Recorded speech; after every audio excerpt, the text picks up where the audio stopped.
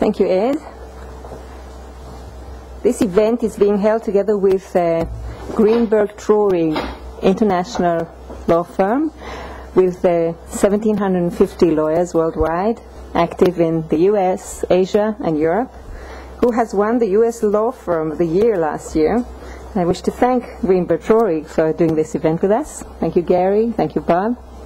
I also wish to thank all of our sponsors, mainly the Leon Recanati Graduate School of Business Administration, with which we're cooperating, our supporters, Aladdin and Rad, our in-kind supporters, Haaretz, Golan Winery, PwC, Kesselman, the former group, and everybody else who's helping us do what we're doing. Improving your negotiation positions, rule for negotiating with giants. We stay in constant touch with our audience, and we often talk to them and ask them about things that bother them, things that they want to learn about, and this is a topic that we find everybody's interested in. A couple of words about the MIT Enterprise Forum. The MIT Forum was started at MIT, at the Massachusetts Institute of Technology in Cambridge, near Boston, Massachusetts. A widespread organization with 24 chapters worldwide. Here you can see the chapters in black and the viewing sites in red 3 times a year. The MIT Forum has a global broadcast with a satellite that unfortunately doesn't cover Israel. However, I'm not sure you'd come and watch the program at 2 o'clock in the night. But we are going to hold one of their events, Talk to an Angel, which was broadcasted, will take place here. This is our November event, October event, October 28th. You're very welcome to write this down on your calendars. I visited our headquarters last month. It was a great meeting, and I realized that what I was telling you all was true. We are doing really well worldwide within the MIT Forum body.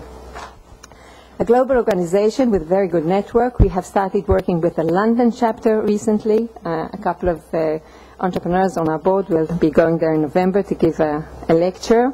We'll be participating in a program in Atlanta, and we hope one day to do business with a newly incorporated chapter in Pakistan and with our neighboring chapter in Lebanon.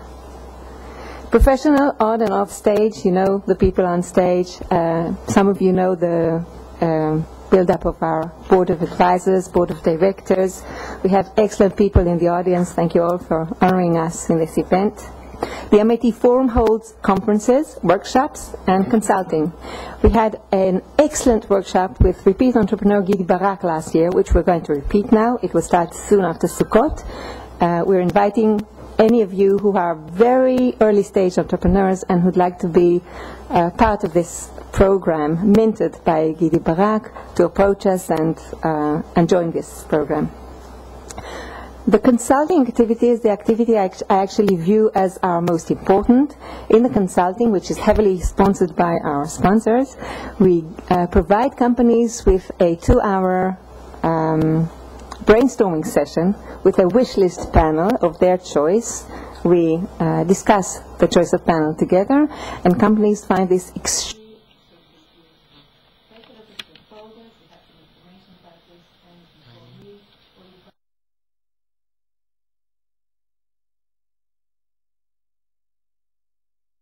The reason to come is mainly because you want to save time and do less mistakes, running up the learning curve rather than crawling.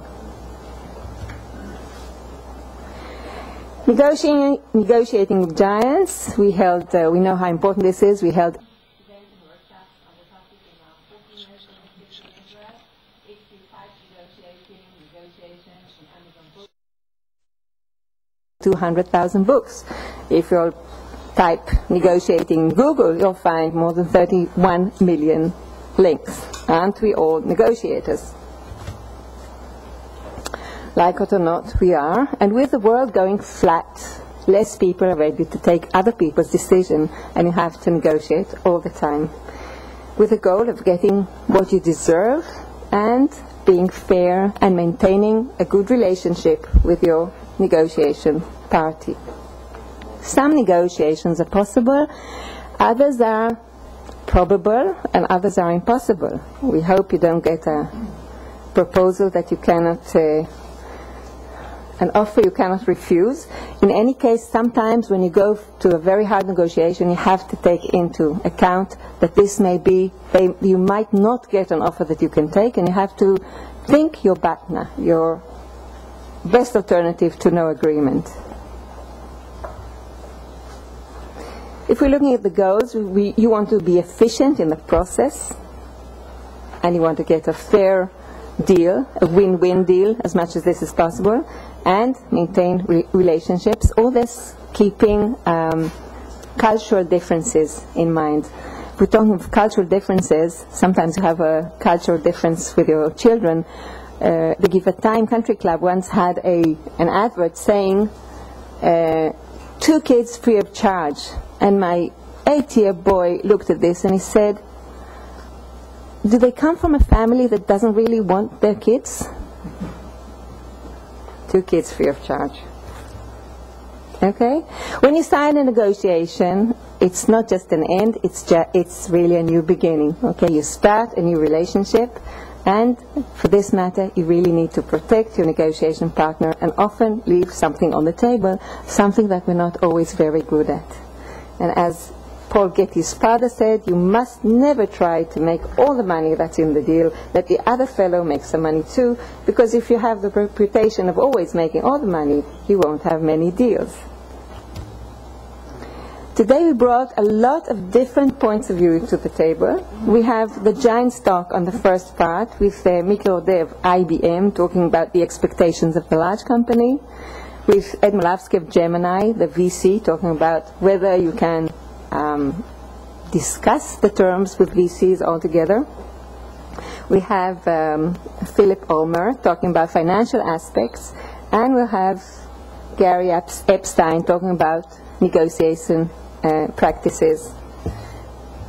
And in the second part, we'll have Bob Grassman moderating, with 4 entrepreneurs bringing their personal stories and points of view, with Ronnie Ross, who sold Panorama to Microsoft and lived happily ever after, with Igal Rotem, who sold, who built Paradesign through a lot of joint venture agreements and eventually sold the company to Microsemi for $250 million, with Eyal Herzog of Meta Cafe, surviving the elephant's path really, and with Arnaud Dinour of M Systems, now SanDisk, who was really in charge of the negotiations that took part between M Systems and SanDisk. M Systems was eventually sold to SanDisk for $1.5 billion.